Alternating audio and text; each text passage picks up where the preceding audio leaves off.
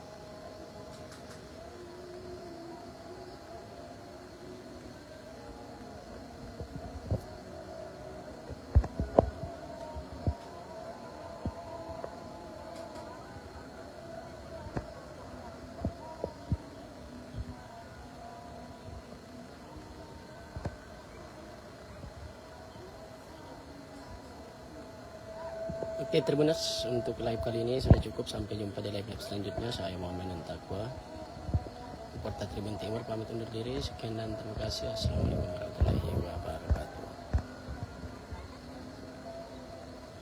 Download Tribun X sekarang, menghadirkan lokal menjadi Indonesia.